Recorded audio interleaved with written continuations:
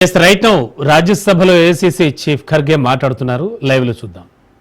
करते रहेंगे, लेकिन हम इधर निंदा करते हैं, आप जाकर उसके दावत में पेश होकर उसके गले लगा लेते। हाँ? तो बिना बुलाए आपको जाने की आदत है। मैं आपको नहीं बोल रहा, आप नहीं गए थे, आपके दोस्त बोलूं क्या, गुरु बोलूं क्या, बोलूं विश्व गुरु वो गए थे। अरे आप खुद ही गलती करते हो, आप खुद ही ऐसी चीजें करते हो और दूसरों को पाठ पढ़ाते हो। ऐसा नहीं है ना।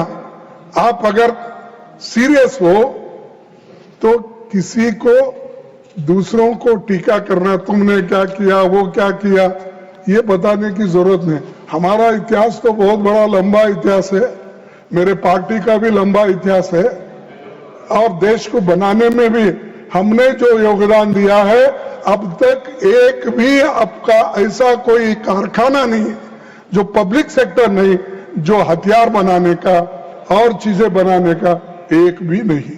आपने सिर्फ झूठ की कारखाने बनाए, लेकिन पब्लिक सेक्टर आपने नहीं। और वही पब्लिक सेक्टर की कहानी आप यहां बताए, HAL, PL जो हमने बनाया था। और पंडित जवाहरलाल नेहरू जी को तो आप इतने बार बोलते, तो मेरे को बहुत से कांग्रेस के लोग भी हैं और दूसरे लोग भी हैं, न्यूट्रल भी है, गवर्नमेंट सर्वेंट्स भी हैं, यानी वो लोग नेहरू जी को गाला देते वक्त अब ये लोग जब कहते हैं कुछ तो तालियां बजाते। अरे एक जमाने में आप जब बच्चे थे, स्टूडेंट थे, तो 14 नवंबर को ये लोग ये कहते थे चाचा नेहरू आए, चाचा नेहरू आए, यही लोग बोलते थे। अब यही लोग टीका कर रहे हैं और यही टीका कर रहे हैं, अरे मुझे सब मानो आप कहां थे। तो ये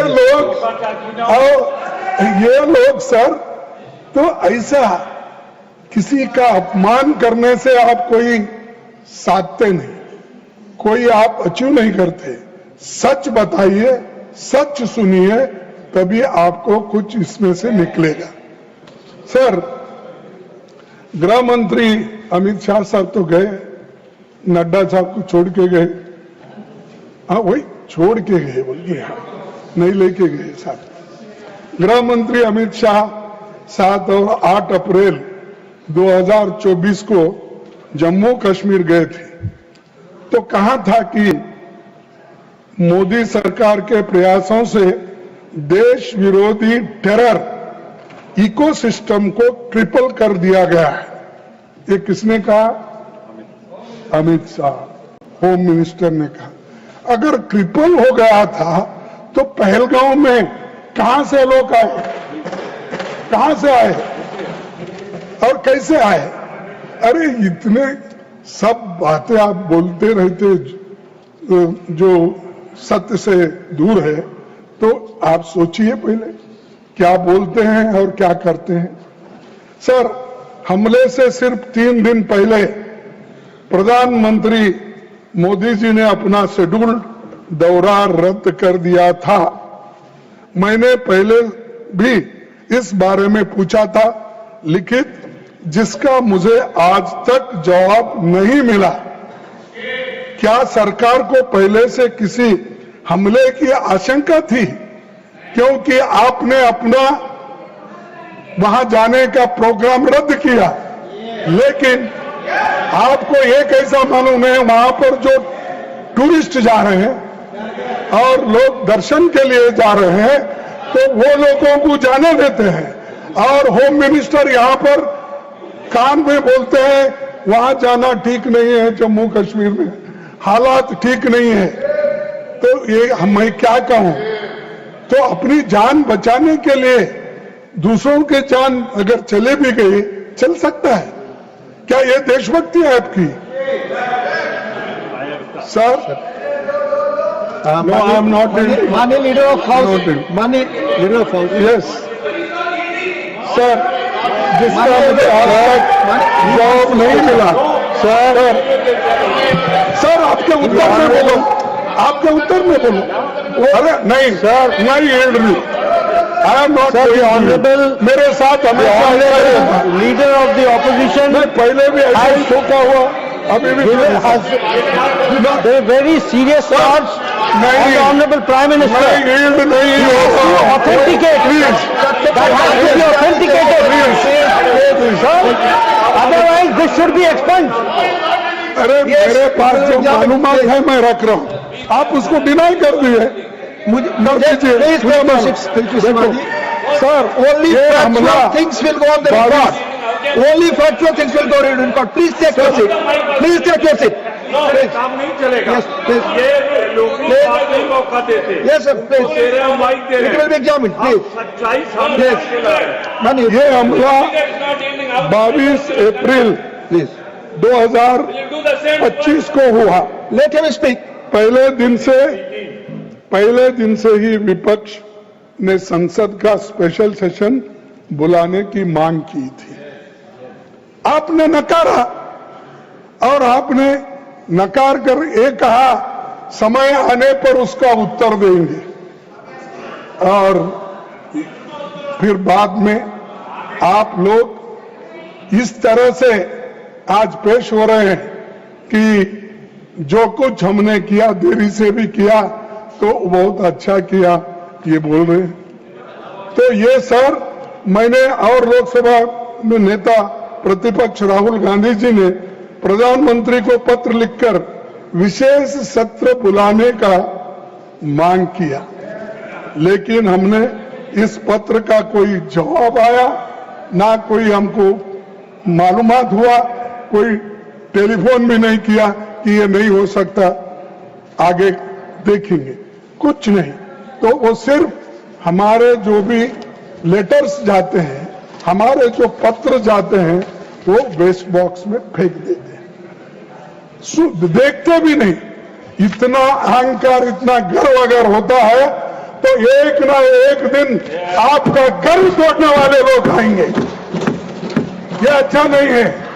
आपको लिखने के एक सेंटेंस, दो सेंटेंस लिखने की फुर्सत नहीं है, लोगों के गले पड़ने की फुर्सत है। और डिप्टी चेयरमैन जी, 1962 में भारत चीन युद्ध चल रहा था, जब नेहरू जी ने चंद विपक्षी सांसदों की मांग पर विशेष सत्र बुलाया था, तब ये मांग उठी थी कि सीक्रेट सेशन बुलाना चाहिए, लेकिन नेहरू जी ने कहा कि जनता से कुछ छिपाया नहीं जाना चाहिए। और ये है हमारा लोकतंत्र। तुम्हारा लोकतंत्र क्या? बुलाओ, नहीं बुलाएंगे। और कम से कम मीटिंग में रखो, जो सत्यता है वो भी नहीं आएंगे नहीं। और आपने तो हमारी बात रखी कि हम लोग आए थे, राहुल जी आए थे, ठीक है, आपको धन्यवाद, कम से कम आप याद अब कर रहे हैं। लेकिन हम आए, आपके मोदी साहब कहाँ थे? क्यों नहीं थे? और हम वो मीटिंग में आते हैं, तुम चुनाव प्रचार में बिहार में फिरते हो, ये तुम्हारी देशभक्ति है। और ये बातें उनको कहना चाहिए। आज इस सदन में हो या उस सदन में बैठना चाहिए था, सुनना चाहिए था। और सुनने की क्षमता जब नहीं है तो आप उस कुर्सी पे बैठने के लायक नहीं हो।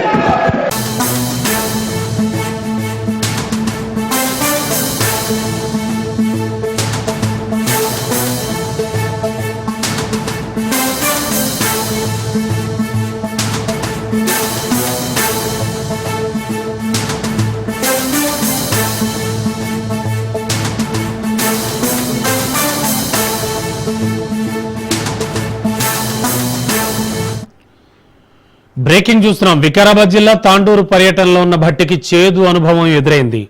భట్టి విక్రమార్క కాన్వాయ్ను బీజేపీ నాయకులు అడ్డుకునే యత్నం చేశారు. ఇటీవల కాగ్నా నది బ్రిడ్జిపై రంధ్రం పడింది. అక్కడికి రాగానే బీజేపీ నేతలంతా అడ్డుకున్నారు. దీంతో పోలీసులు బీజేపీ నాయకులను అరెస్ట్ చేశారు.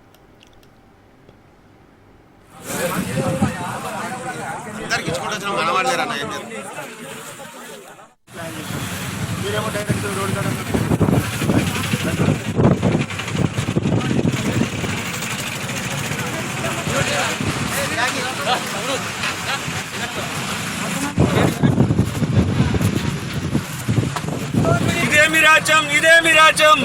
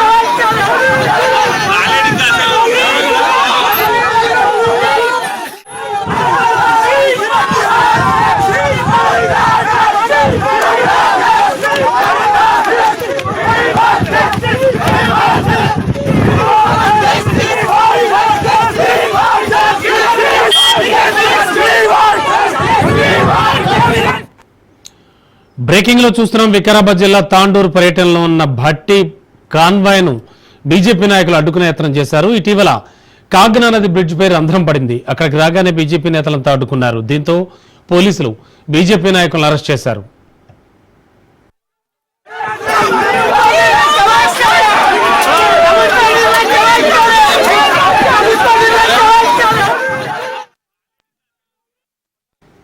ఈ సమస్య బయటకు వచ్చి 3 రోజులు అయింది. ఇంతవరకు ఇంజనీర్ పైన సస్పెన్షన్ కానీ లేకపోతే కాంట్రాక్టర్ పైన ఎలాంటి చర్యలు తీసుకోలేదు. సో మేము డిమాండ్ చేస్తుంది ఏంటంటే టీఆర్ఎస్ ప్రభుత్వం పైన కాంగ్రెస్ ప్రభుత్వం ఎన్నోసార్లు ఆరోపణ చేసి మేము గవర్నమెంట్ వచ్చాక వాళ్ళ అవినీతిని బయట పెడతాము, మరి కాళేశ్వరం ప్రాజెక్టులో దొంగల్ని బయట పెడతాము, జైలు పంపిస్తాము, మరి వాళ్ళ పేగులు తీసి మెడలు వేసుకుంటామని చెప్పి ఈరోజు అయితే ముఖ్యమంత్రి గారు మంత్రులు చెప్తున్నారు. సో మేము డిమాండ్ చేస్తుందంటే ఖచ్చితంగా ఈ అవినీతి పైన టీఆర్ఎస్ లో జరిగినటువంటి అవినీతి పైన ఖచ్చితంగా ఎంక్వైరీ జరగాలి. మరి టీఆర్ఎస్ లో ఈ తాండూరు అసెంబ్లీలో ఏదైతే ఇంతకుముందు నాయకులు ఉన్నారో వాళ్ళందరూ కూడా ఈ అవినీతిలో భాగస్వామ్యం. మరి వాళ్ళని ఈ రోజు కాంగ్రెస్ లో కలుపుకొని మరి వెంట తిప్పుకోవడం అనేది ఇది కూడా ప్రజలు గమనించాలి. ఈ సమస్య బయటకు వచ్చి 3 రోజులు అయింది. ఇంతవరకు